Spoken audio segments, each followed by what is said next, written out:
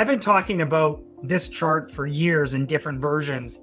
And what it illustrates is investor behavior when they buy and sell into the markets.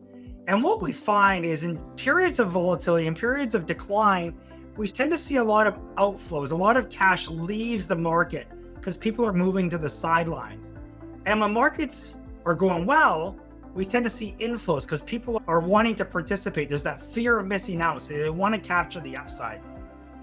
Unfortunately, for a lot of investors, it's the opposite thinking. We should be investing when we're getting a contraction because that's when a lot of these companies, they go on sale. There's an increased sense of value with these companies. And when markets are doing really well, that's when these companies get more expensive. The evaluations get rich and you're investing at the top. And we've seen it in history. We've seen it with Bitcoin in different periods of time where people tend to invest as we get to a peak, only for that security or that investment to decline and they're left holding the bag.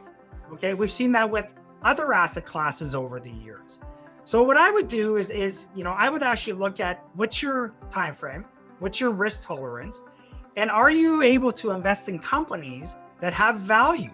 And we're seeing that in the last number of weeks here, where we're getting really good quality companies, some of the biggest ones in the world, that are down 10, 20, 30%. We're also seeing it in the Canadian space with a lot of dividend or cash flow companies that are contracting based on what's happened here in the near term, where we can get some really strong dividends of roughly 4 to 6%. So a lot of folks that are saying, hey, I'm in GICs today, or I'm in simple cash, it is a great opportunity to be repositioning and to be buying things. These are going to be the difference. These decisions that you're going to make in the short term are going to be the differences between having a great outcome in the next 5 to 10 years versus having an average one.